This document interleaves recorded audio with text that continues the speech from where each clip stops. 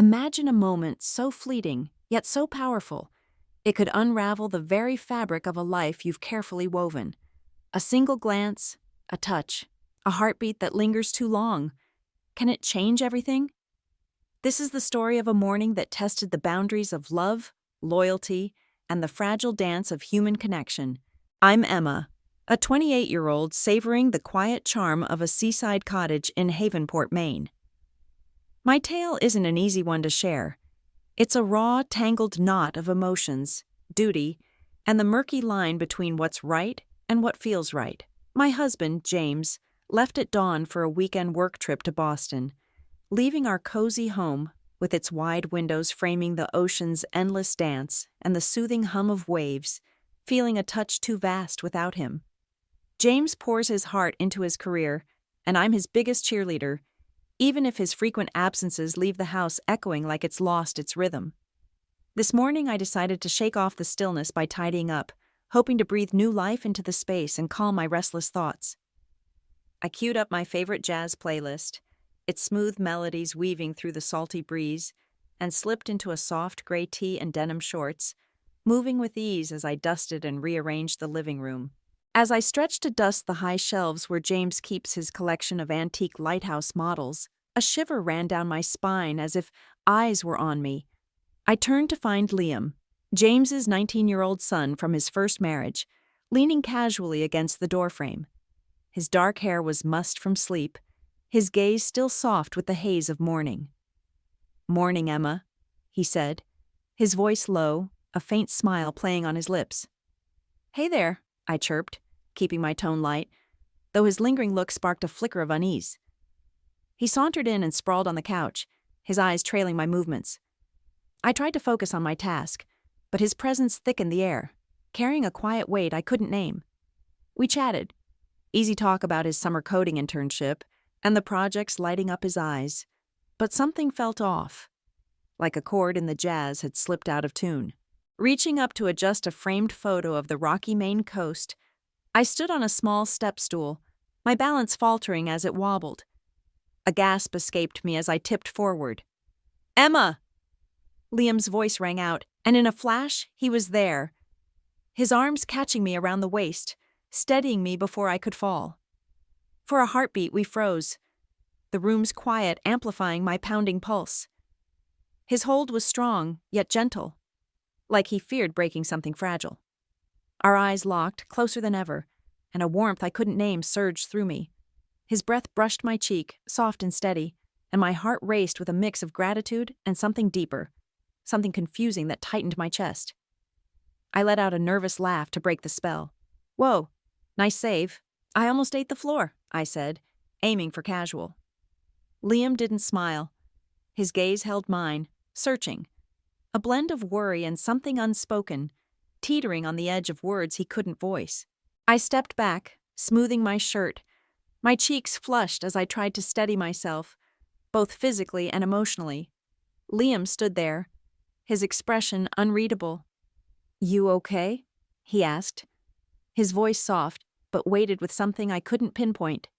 "Yeah, I'm good," I said, forcing a grin. "You? Got any big weekend plans?" He shrugged, a faint smile flickering. "Nah, just hanging here." I nodded, gesturing to the couch. "Wanna chill for a bit? I need a breather after that near miss." He followed, and we sank onto the couch, the space between us feeling tighter than it should. The silence wasn't awkward, but it crackled, like the calm before a storm. The waves outside rolled in, their steady rhythm blending with the golden light flooding the room, casting a warm glow. I glanced at Liam, and his eyes were still on me, calm yet intense, holding a sincerity that made my heart skip.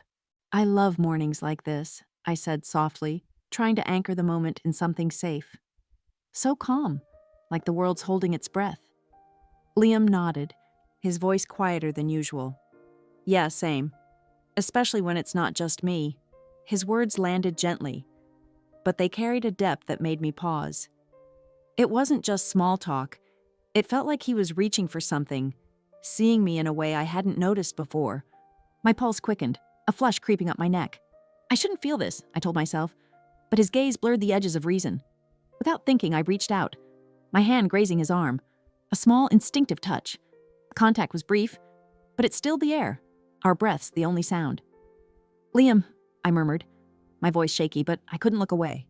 His hand covered mine, warm and steady, anchoring us in that fragile moment. In that instant, we stood on the brink of something vast, thrilling, yet terrifying.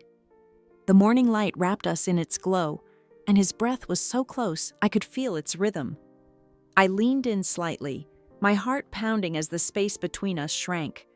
It wasn't about a physical pull. It was a deeper connection, an emotional tide I couldn't explain. My mind screamed to stop, that this was wrong, but my heart drowned out reason with a rush of feeling. Our faces were inches apart, his eyes mirroring my own confusion and longing.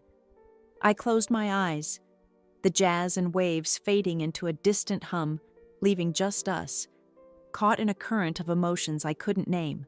Then the front door creaked open, and James's voice broke through, warm and familiar. "Emma, I'm home." My heart froze, guilt crashing over me like a rogue wave. Liam and I pulled apart, the moment shattering as reality flooded back. My hands trembled as I stood, fighting to steady my breath. James walked in, his face bright with a carefree smile, oblivious to the storm inside me. "Missed you," he said, pulling me into a quick hug and kissing my forehead. I forced a smile, my voice unsteady. "Missed you too," I managed, glancing at Liam. He stood a few feet away, hands in his pockets, his eyes wide with a mix of panic and something deeper we couldn't voice. "Liam, come say hi," James called, spotting him. Liam took a deep breath, forcing a smile as he approached. "Hey, Dad, how was the trip?" James grinned, clapping him on the shoulder. "Awesome, nailed it, and grabbed some goodies for you both." My throat tightened, James's warmth sharpening the sting of guilt. I couldn't meet Liam's eyes, but I felt his gaze, heavy with the same turmoil I carried.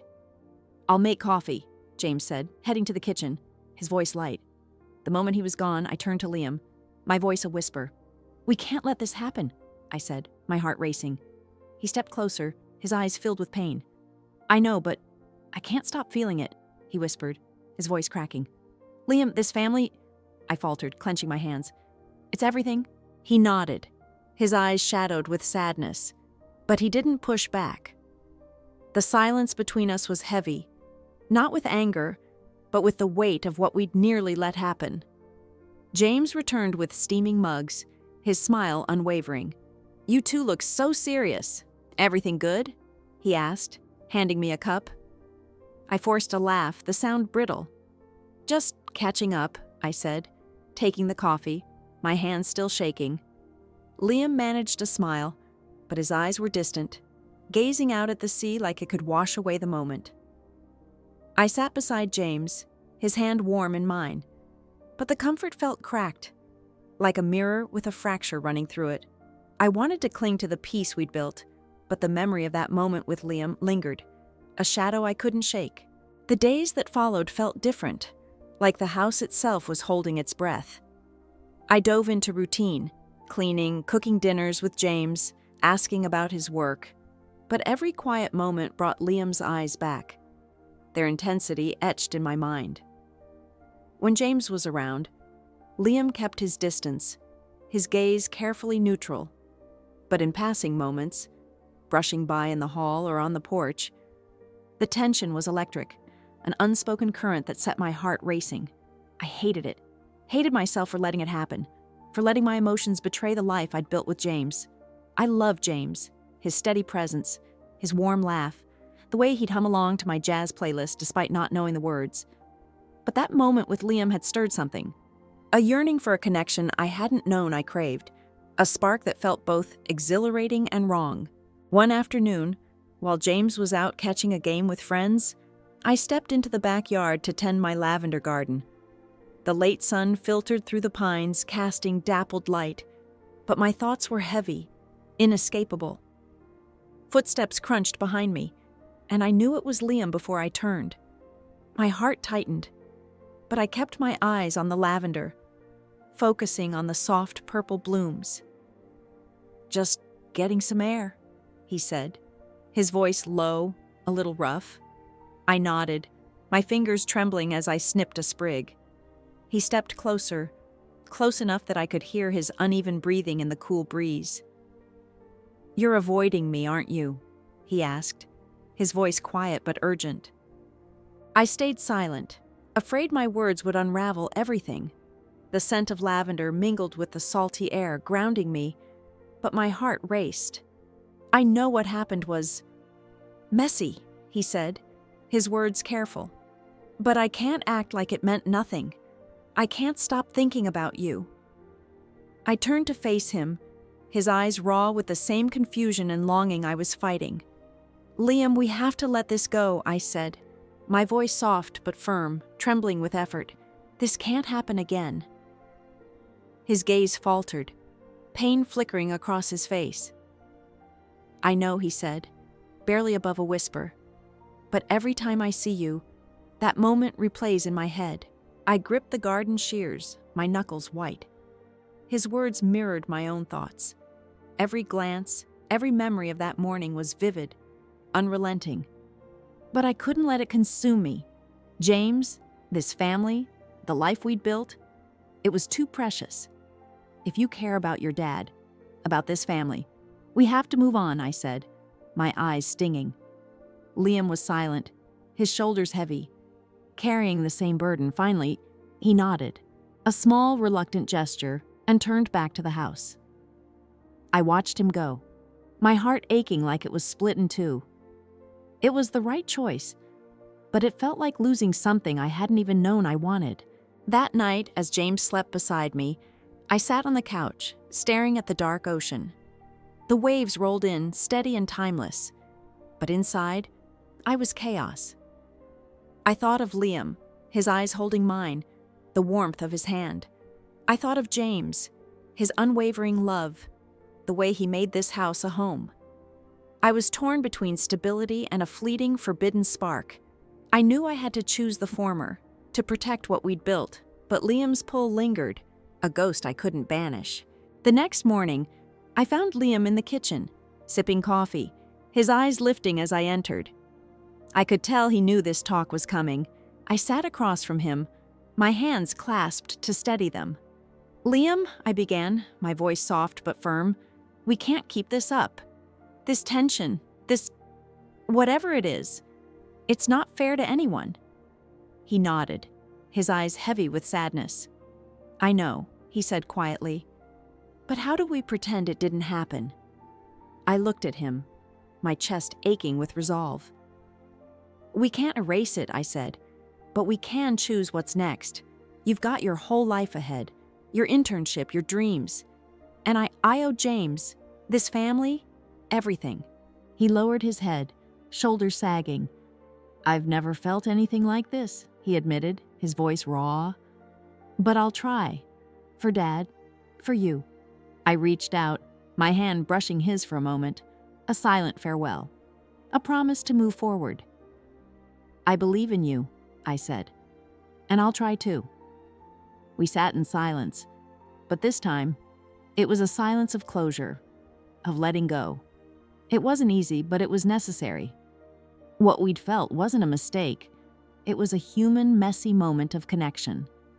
But stepping back was our way of honoring James, the family we were part of.